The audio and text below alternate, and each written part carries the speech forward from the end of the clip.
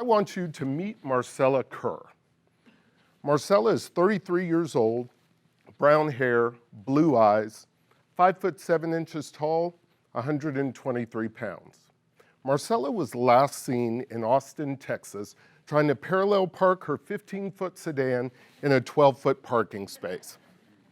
Witnesses who saw Marcella indicated that she was wearing a white jacket with a coffee-stained lapel and a green scarf. But in particular, there was a large vein bulging out of the side of her head. If you've seen Marcella, bring her back to clean air, wide open spaces, smiling faces, and a high quality of life. But Marcella's not unusual. Take Kenny Mucklow. Now, Kenny was last seen wedged between two drifters on a bench at a Dallas bus stop.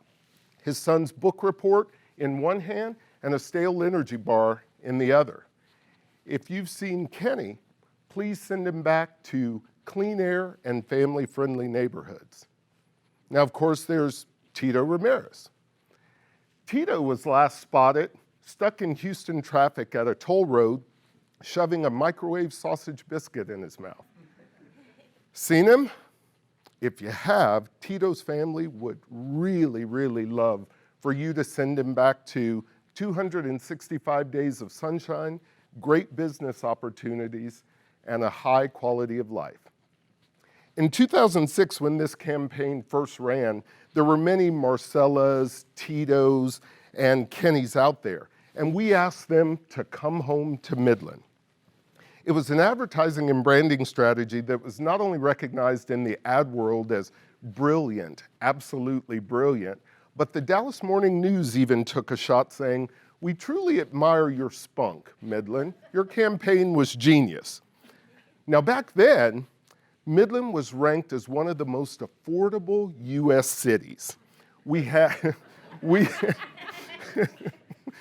an easy and traditional lifestyle. We had a lifestyle that was perceived as authentic, and that was very attractive to the 21 to 40-somethings who craved that kind of authentic quality of life.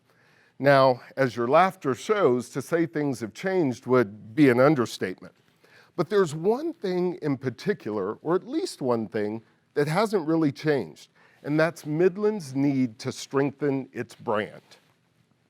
Now, the entrance to the tomb of King Cometed was pretty grand. The tomb was filled with precious stones and gold artifacts, and the walls were covered in Egyptian hieroglyphics of the time. But one symbol, this symbol in particular, appeared at the entrance to the tomb. And this symbol and many others like it are some of the first known representations of what we call brands. Now, for centuries that followed, potters, farmers, tobacco traders, and even bakers marked their goods or branded their products and services.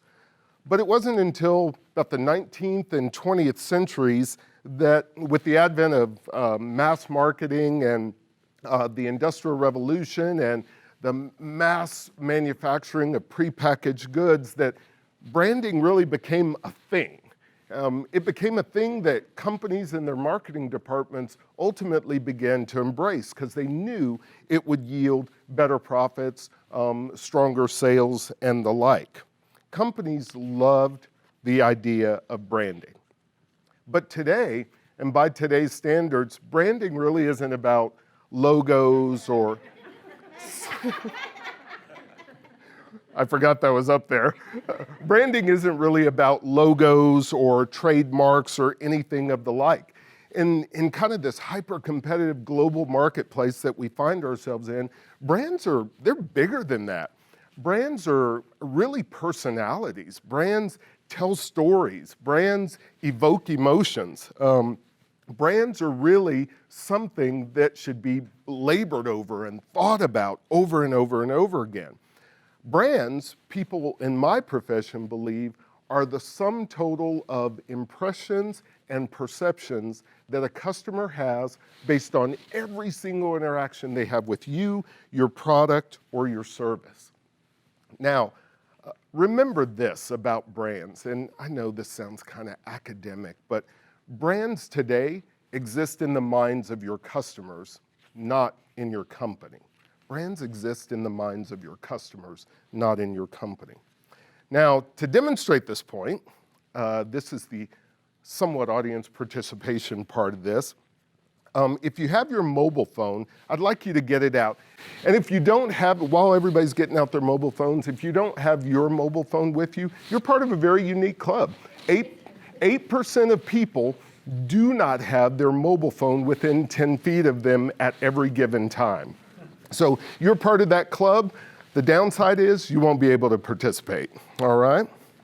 Now, I'd like for you to text the word JJames482. That's your message that you're sending. And you're going to send it to the phone number 22333. Now, you're not going to get spammed. You're not going to any of that stuff. This is just so you can participate in this exercise. Okay? Now, you should have received, if you've done that, you should have received a reply. Most of you will have received a reply that says, you're now in this session, this polling session, right? So what I'd like for you to do is respond to that, you're in this polling session message, with the answer, the one-word answer to the following question. Remember, one-word answer to the following question. And that question is, what one word would you like a visitor to think of when they hear Midland, Texas? What one word would you like a visitor to think of when they hear Midland, Texas? Now, in this kind of word cluster that you see up there, the largest word was answered by the majority of you, or a lot of you. It had the most frequent occurrences. As the words get smaller, that means only a few of you actually answered with that word. Different, amazing, friendly, opportunity, easy. I want to talk to that person after this. Prosperity, values, jobs. All of those are very, very interesting. But I would propose this. What you believe and what I believe and what we would want others to believe about Midland and those values that we embrace do two things. One is they can serve as the bowling lane bumpers when this community is talking about its priorities. Those things can really help us make decisions about what we believe is important going forward and moving into the future. The other thing that's important to remember about this is maybe, perhaps, what we believe and people like the people in this room believe may not be what others believe. So your perceptions are important. They absolutely are. But the 2006 campaign that I spoke of earlier essentially said that Midland might be a hard sell. And some might suggest today it still is a hard sell. So what we decided to do, I'm in the marketing business, what we decided to do is kind of test this theory. We tested this theory by asking people in Houston over the last 2 months a similar question to the one we just asked you. We asked them, what one word do you think of when we say Midland, Texas? We asked people in Houston over the last 2 months this very question. And here's some of what they said.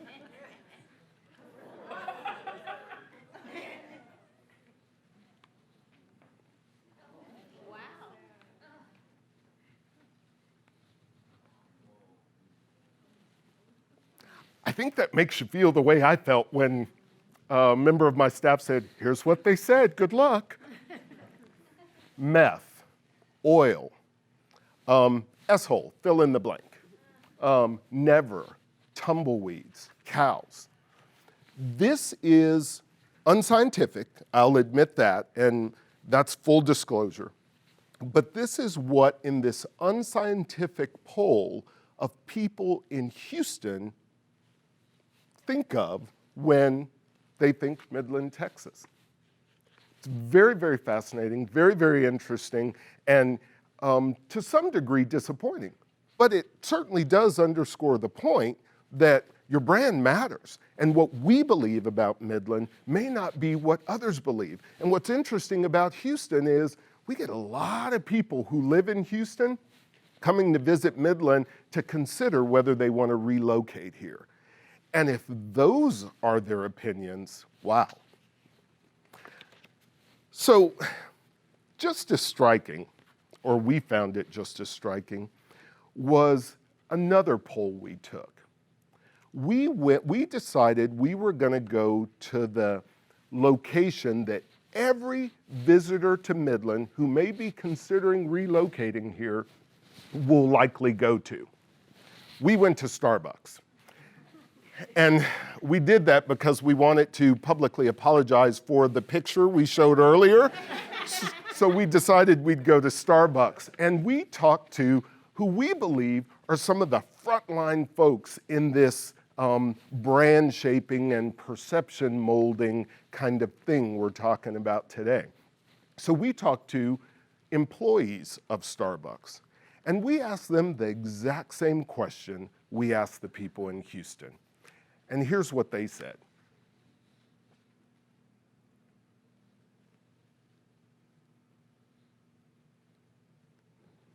Now again, the smaller the word, the less frequently it appeared.